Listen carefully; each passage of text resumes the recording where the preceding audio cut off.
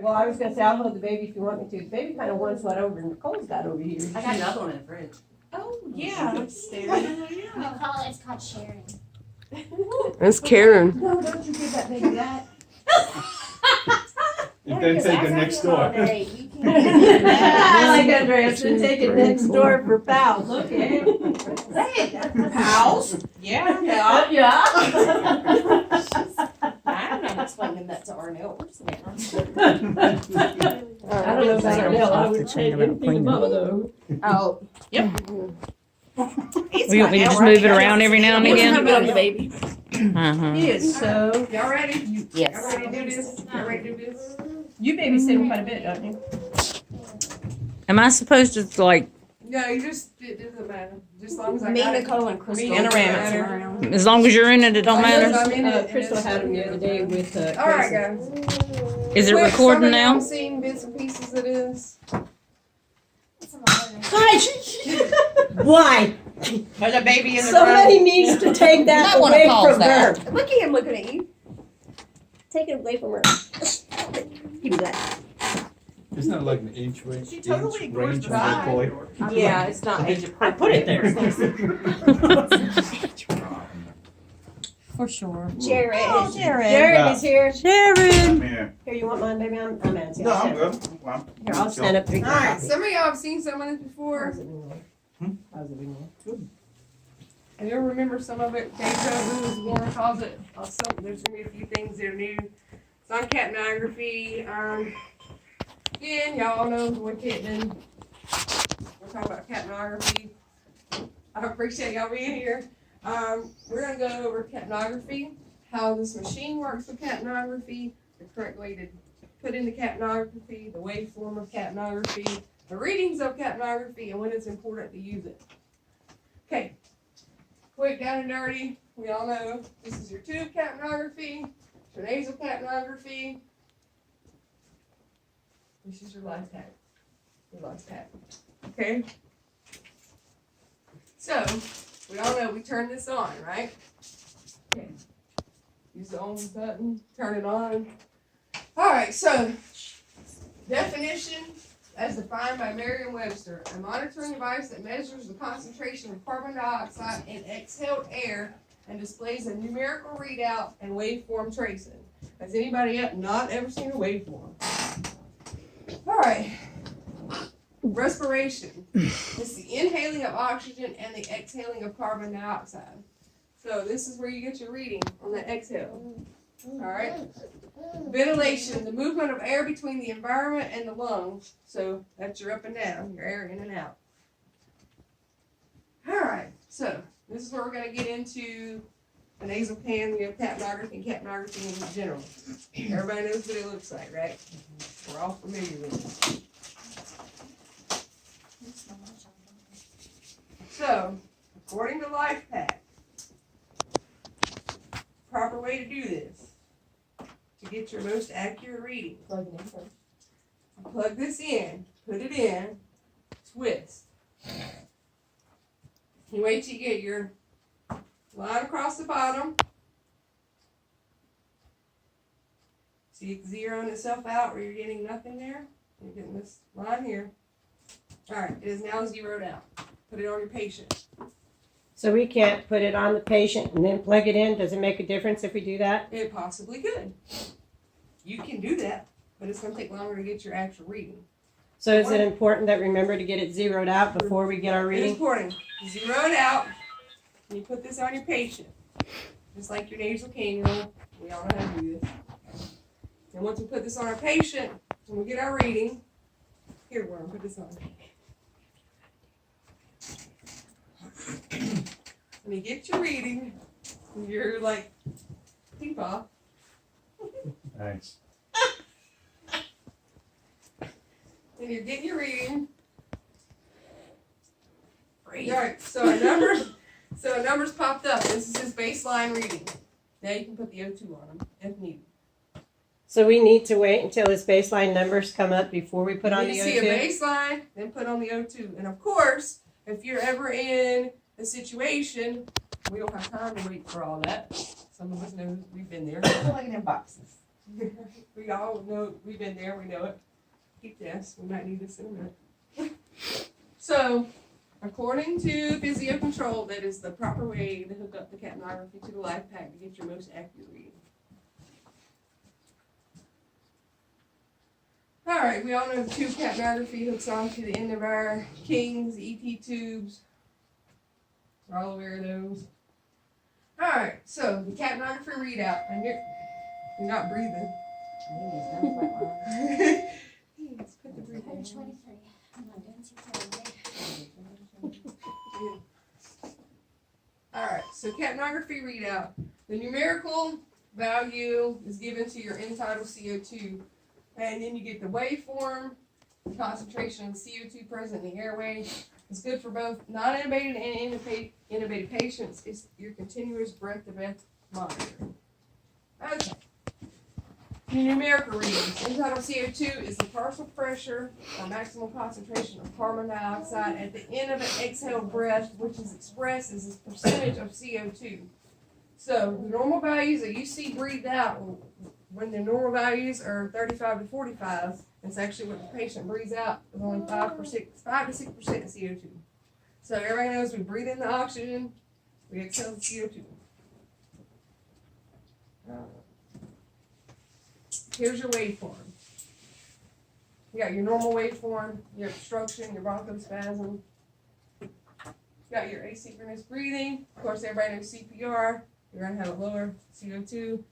So what happens when we're doing compressions, we're doing CPR, and we see this spike up to 60? What do we think?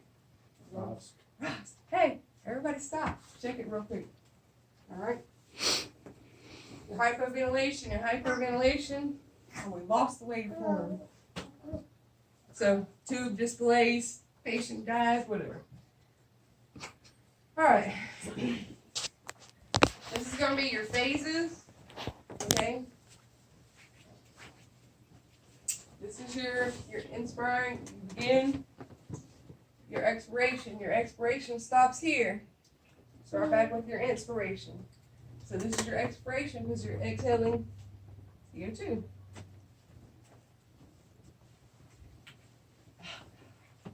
Joy, is that, real quick, I got a question. You gave that cycle or phase that we go through in our breathing pattern.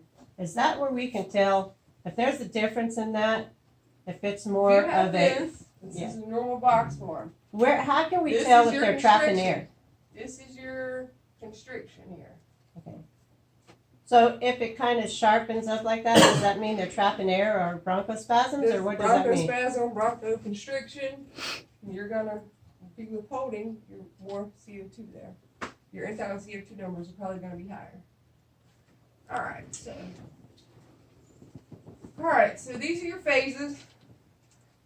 As we saw earlier, the phases of it. And I found a really good slideshow which explains all the phases and actually shows the air on the little human, which was kind of cool. Phase 1, exhale gas from the large airways, mechanical dead space. So you're here, phase 1. Phase 2, the transition between airway and alveolar gas. So this is when you're starting your exhalation, your expiratory phase. Phase 3, alveolar gas exchange. The portion of the waveform is normally flat. So when they're saying you have a positive slope, so what they're saying is we don't want to see the shark fin or anything different. Okay, it's the exhalation, and as we know, the normal value is 35 to 45. And then we start here, back to the start of inspiration.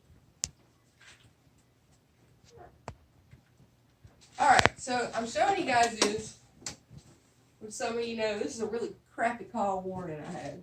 It was a god-awful, terrible call. So you see this guy he's shark finning here, but you see he can't even get his expiration out before it goes flat. Like he can't even get the expiration out. Like, he can't even take in air and begin air. See how it looks in real life, how it starts shark fin looks.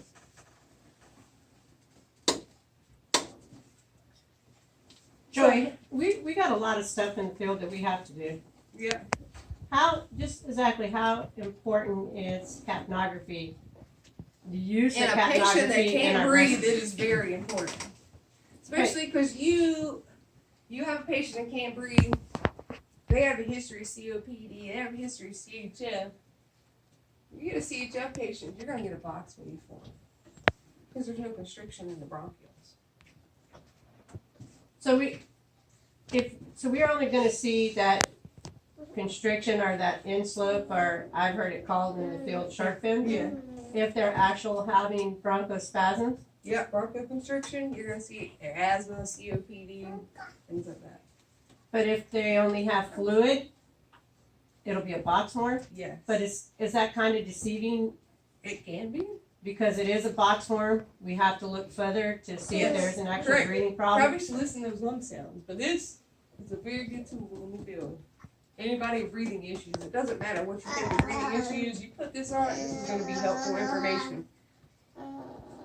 So, Anybody that complains. anyway, Breathing, I added this to the new slide because I thought this was very helpful because some people are like, oh, it's not, but you can see where this is starting to, but he goes flat because he can't even get his full expirations out.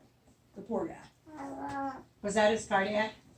Yeah, nice pace rhythm, isn't it? You like how smooth that pace rhythm is? Mm. Alright.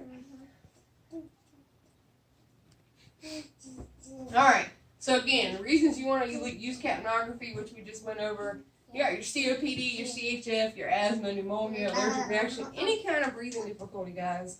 And you got to think about these other things too, your seizures, because what happens when people start seizing? Their respiration stop, they get all wacky, want to know what they're breathing, how they're breathing. Now, another good one, which I pulled this yesterday, because Warren and I were going over head injuries and end-tidal CO2. So you got head trauma, you got irregular respirations, you got all these things. What happens with the patient? Some people talk about hyperventilating the head patient. When you hyperventilate somebody, those respirations cause cerebral vasoconstriction. What happens when we have vasoconstriction? Blood pressure. What's happening in the brain? Cranial pressure. Do we want that with a head injury patient? No. So, according to our protocol here at Pender, the optimal entitled CO2 for a head injury patient is going to be 30 to 35. To try to keep your ICP where you need it. So Joy, if it goes over 35, do I need to slow the roll? you need to slow your roll, slow your breathing.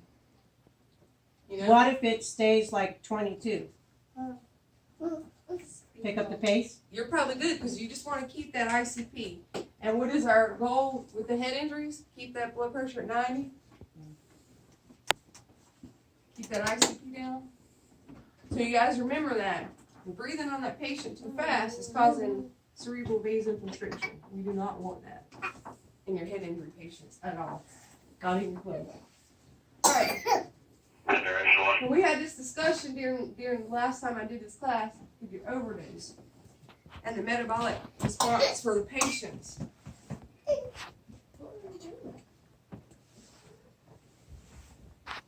And your metabolic response for the patients with the overdose. This is a very good tool with overdose patients because why do we give Narcan for overdose patients for your opioid? Why do we give Narcan?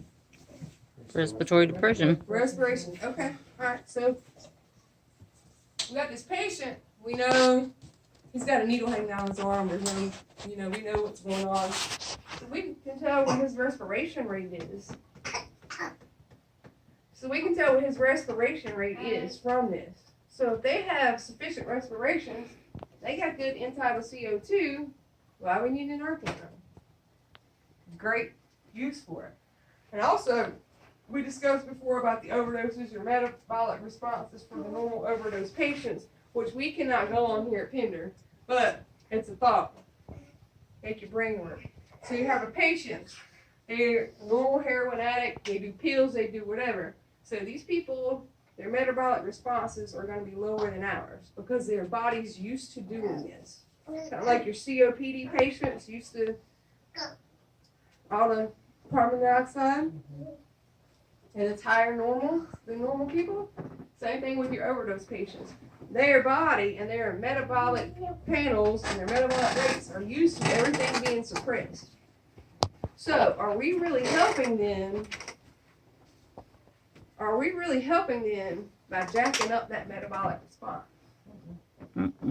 So, and I showed the video last time. If we have time today, I'll show it today. But it was the whole Bob Page thing. Why can't we just actually bag them all the way to the hospital, keep everything normal? So when we actually do give them an Narcan, we're messing up their metabolic response because they're used to everything being suppressed. So we're bringing it to normal when they ain't used to normal. So, again, it's not what we do, but it's just a thought-provoking process on that. And of course, CPR, any kind of tubing that we have to do for a patient that verifies our tube placement, good ventilations, like we saw before when it goes flatline, it verifies if the tube has been displaced at all. And again, CPR, you're doing CPR, you see your 15 to 20 end-time CO2, and all of a sudden you're doing compressions, it jumps to 60, you're like, whoa, quick break, let's see if we got Ross back. Great identifier for that, because you can't see sometimes if you get a rhythm back during the compressions, especially with lupus, because it is beautiful. I think that Lucas brings people back just to watch it. I think so too. Lucas is my new best friend. He lives on the second floor. So, but capnography is a great tool that I think is underutilized. Marty used to ask me all the time, do you put capnography on everybody? Yep, I like capnography. Is it good for differential diagnosis It's in very good for CHF and a different- COPD patient when you just really don't know? It is very good for that. That's what I said. You get the COPD patient, you'll see the sharp fin, CHF, you're going to see. How does it work for a patient having an allergic reaction? Well, You'll notice if there's you'll notice. how? Because you'll start seeing the broncho, the shark fin, you start seeing the constriction. So if I'm having an allergic reaction Unless they're to the point where they can't breathe. and I've just got welts all over me and I look like something that got plucked from the garden, and you put me on capnography and I've got box forms and my O2 stat is 98 and my metabolic is 32, does that mean I've got any constriction involved with my allergic reaction? Not yet. Not Get at that present Benadryl, moment. so we hope that doesn't happen. So, anyway, guys, I just want everybody to know this is a really, really good tool that is way underutilized. I think, my personal opinion, it's probably one of my favorite things other than hypercleaning. I think it's just one of those things that need to be used more often. And we'll go over a couple more things, see what.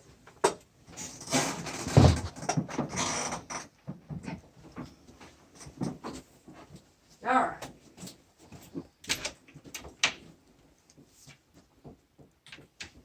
All right. This is from Physio Control. It actually gives you applications for non-intubated patients, which they kind of ventilatory compromise, COPD, hypoventilation, inadequate breathing. Monitoring during sedation, which we don't really do unless we are, good idea, psych patient. You got to give them medication. Put them on this. You know how they're breathing. You know if you knock out their respiratory drive so they'll shut up or not. You know, good idea. Good idea to put them on it. I mean, think about it. You got to verse them and you got to give them more than you think or more than you want to give them. You're giving anybody any kind of narcotics where you got to go more than you think. You got this, you know. Metabolic compromise, diabetic ketoacidosis, hypermetabolic states, circulatory compromise, any kind of shock. Because you're going to monitor that patient's respirations. Are they too fast, too slow? Is everything staying like it should? Because you're breathing too fast, what's happening? With your end-time CO2. You have diabetic Ketoacidosis. ketoacidosis. How does the reading of end-tidal CO2 persuade my diagnostics between hypo, hyper. You don't know if they're blowing off too much or retaining too much. How would I know that? I don't know that. Do you know if it's 35 or 45? 35, 45 is the normal range, Is it right? normal? So what would the range be if they're hyper? I don't know. Tell me. I don't know, Joey. I've Tell never me, used anybody know internal capnography, so I'm asking you. Anybody know this? Come on. Somebody help me. Would it be high? Would the numbers be high? High glow would be low.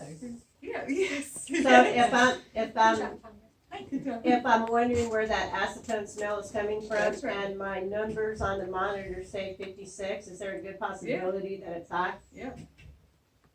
They're unresponsive and not really Kuzma respirations. What does entitled CO2 show me for Kuzma It's respiration? going to show you the irregularity. It's going Regular. to show you the retainage. Would the entitled CO2 numbers be low then? Depends on if they're breathing fast or slow. Slow, deep, slow, shallow press. So Yeah. if I've seen a 22 or So 20, they aren't blowing off very much CO2, are they? so entitled CO2 is good for the treatment of a diabetic. Oh yeah, definitely. So, and these are things that we don't think about on a daily basis. We just see breathing issues. You don't think about your stroke patients. You don't think about your head injuries. You don't think about the people you're giving meds. It's just a tool that's very underutilized. You getting all this, Carlos, for your future endeavors? Good. All right. So, applications for your intubated patient, like we went over before. Verification for your EP2 placement, monitoring it in case it's dislodged, because it can get dislodged without you even noticing at the top. It can be dislodged in the patient. Determination for effective CPR during your cardiac arrest. So you're knowing if the patient's being bagged properly, circulation's like it should be in the compressions, because you're going to get your box waveforms. I think it was, I want to say it was Lee Enemy.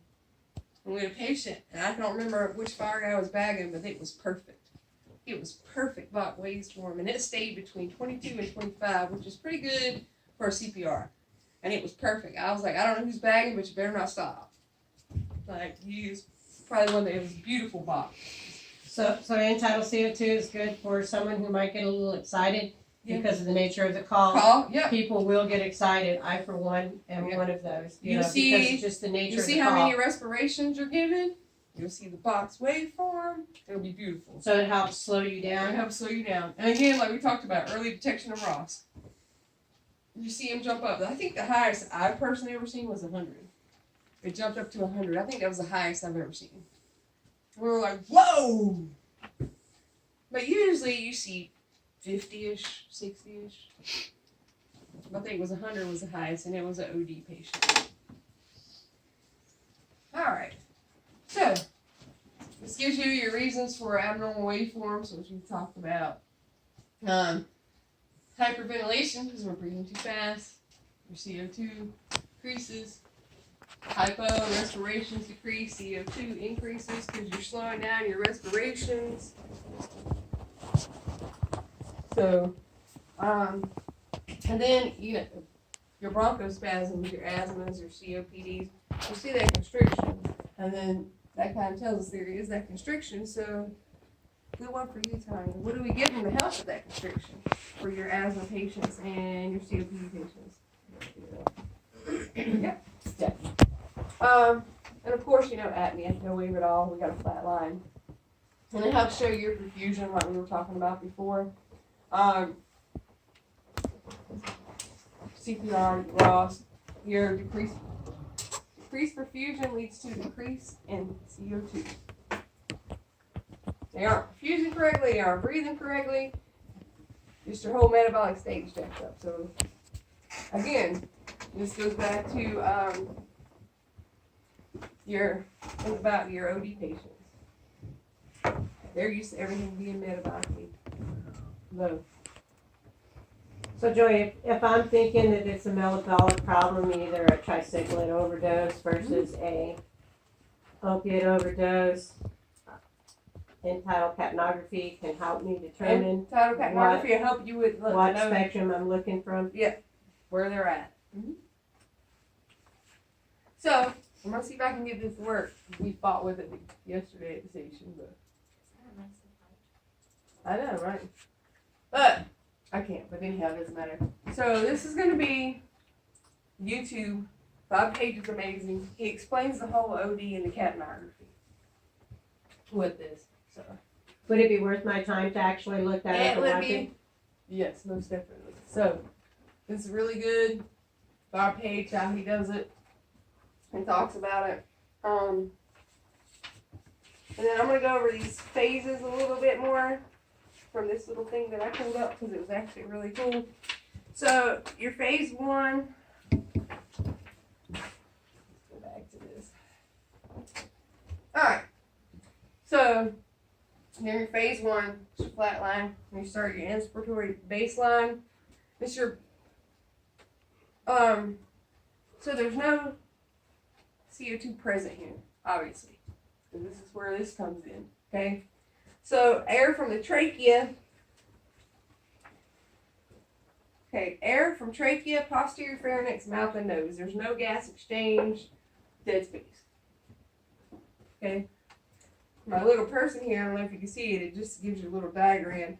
And I'll find it online again, guys, because I think it's pretty cool because it actually highlights each area where the air's at and the phase for the capnography and what's going on. Alright, so got your phase 2. We're starting to exhale, starting the expiratory process. It causes a rapid rising in CO2, and you can now start detecting the CO2 in this. All right, and this is the end of end-tidal CO2. This is the end of your carbon dioxide because we're getting ready to start. Your exhale is completing. And then we go back to dead space where there's no air being exhaled on that. So, there we are. The other one shows your hyper and your hypo, what it would look like.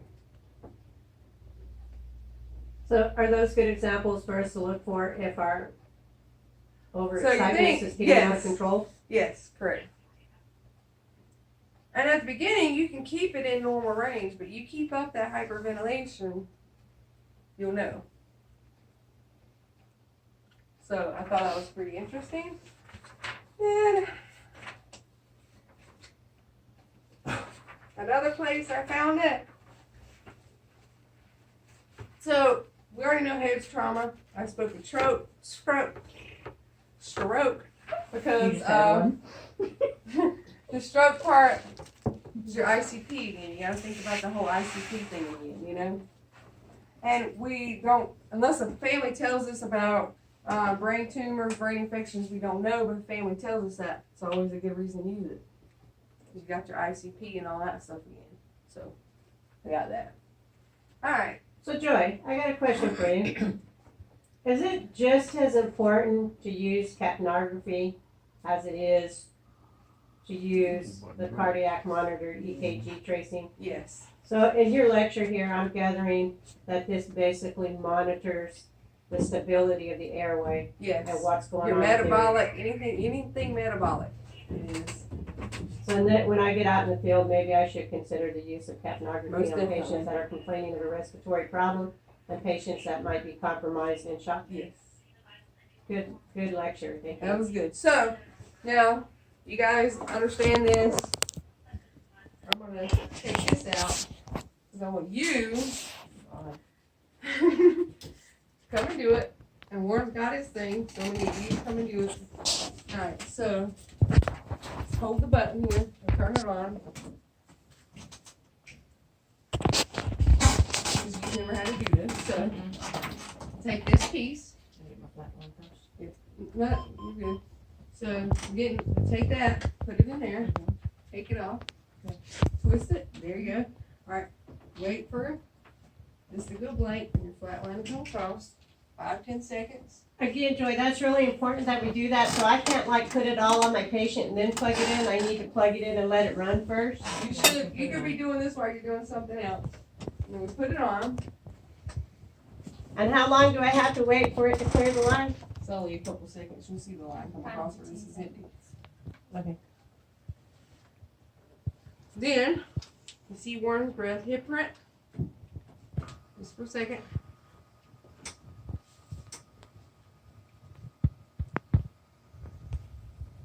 Is Warren holding his breath? Because those don't look too boxy.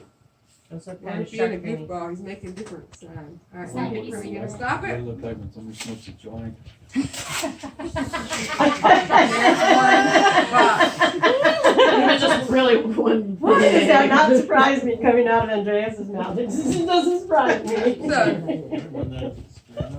Oh, Joy, is that bad? Is that bad, Joy?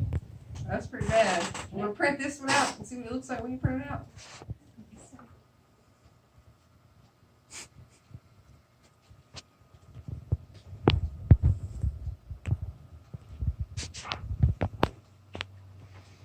You can only do it for so long. You can only do it for so long. Alright. So, there's yours, Warren. Take that. Alright, now. Do a couple of these. Your turn next. Wait, scoot your chair over here. Come here, Carlo. You never got to do all these fun things. I'm a mean person. Joey, how does that hook up to oxygen? I mean, it's all great, but bottom line, if my patient needs oxygen, how do I get him oxygen with that thing? Alright, I'll go through that with Carlo. This is the pain, Carlo. You ever done this? Once or twice? Do you have a chest pain, Carlos? Carlos done it. Alright, Carlos. Tanya, move your thing around here. He's gonna put this around you. Alright, do it the right way. Hey, wait a minute. I'd like to bring you Who packaged this one? Blind man. Do we need to be careful how we pull it out of the package so we don't have that? Sometimes it don't matter. Alright, who packaged that one? That was the guy getting paid minimum wage. He didn't care that day. Yes, I know. Alright, so we're gonna plug it in. Twist it. And basically all this is doing is clearing any air that's in this line out naturally. So that makes a difference in the actual reading. Gives you a baseline. It's It like gives you a better anything, baseline. Alright, so now you're clear. Put it on Tanya. Alright, so now we're getting Tanya's reading. Then if Tanya needs O2, we'll take this in, this August, hooks right up to the tree, to the O2. Joey, what do you recommend? Sometimes we walk into these houses and there's a cloud of cigarette smoking. You find your patient sitting in the corner tripoding. Really, I'm getting me and my patient out. well, but I mean, it's really struggle for them to breathe. Do I give it the minute or two to apply the capnography and get a capnography reading?